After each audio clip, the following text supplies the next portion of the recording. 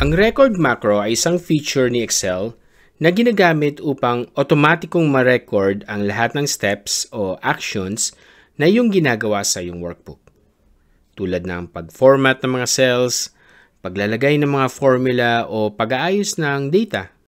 Ang mga hakbang na ito ay kino-convert bilang isang script na tinatawag na VBA o Visual Basic for Applications script. Ang pangalan ng macro ay dapat magsimula sa letra. Hindi pinapayagan ang paggamit ng space at hindi rin maaaring magkapareho ang pangalan ng macro sa loob ng iisang workbook. Meron lang tayong hanggang 255 characters na maximum na haba ng pangalan. Iwasan hanggang maaari ang paggamit ng mga reserve words. Mahalaga na maging malinaw at descriptive ang pangalan ng macro para madaling maintindihan ang gamit nito. Kapag gumamit tayo ng record macro, may dalawang klase ng recording na maaari nating gamitin. Absolute cell references at relative cell references. Dito, makikita natin na ang script na mapuproduce ng pag-record ng macro ay magkaiba. Depende sa uri ng reference na ginamit. Unahin muna natin ang absolute cell reference. Malalaman nating naka-absolute reference tayo kung hindi nakaklik ang Use Relative References. Simulan natin sa pag-click ng Record Macro. Pangalanan natin ito bilang Absolute References. I-click ang cell A1.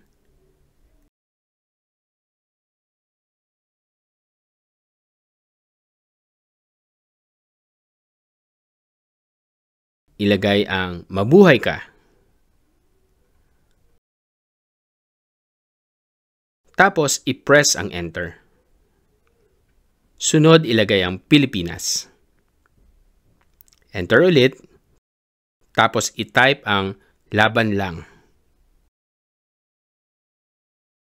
At stop ang macro. Makikita natin ngayon na ang macro na na-produce. Burahin natin ang text mula sa cell A1 hanggang A3, tapos i-click ang cell E1. Subukan natin i-run ang macro.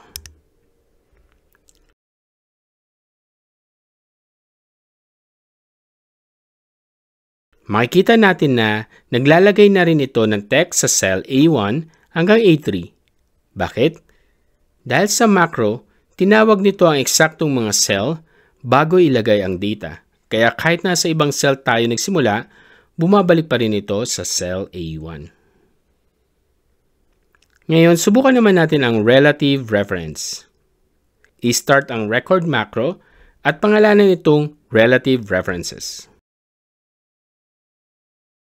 I-click ang cell A1, i-type ang pinagmamalaki kita, press enter. Sunod, ilagay ang Pilipinas. Enter ulit tapos mabuhay. Enter. I-stop ang macro.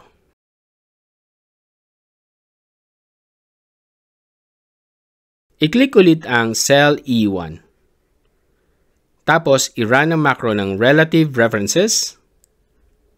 Makikita natin na naglalagay na ito ng data sa E1 pababa. Sa script, makikita na hindi ito gumamit ng fixed cell o range. Kaya naging dynamic ang macro at gumamit ng active cell bilang base. Subukan natin i-delete ang ilang bahagi ng macro para mas malinis itong tingnan. Kapag gumagamit tayo ng absolute reference, tinutukoy natin ang eksaktong cell o range sa worksheet. Samantalang sa relative references, nakadepende ang aksyon natin sa posisyon ng ating active cell. Mahalagang tandaan na ang record macro ay isang mabisang paraan upang mabilis nating makita at ma-generate ang VBA script na maaaring gamitin sa ating macro. Pero hindi tayo dapat umasa lang dito. Gamitin natin itong bilang gabay at matutong i-edit o i-customize ang code ayon sa ating pangangailangan.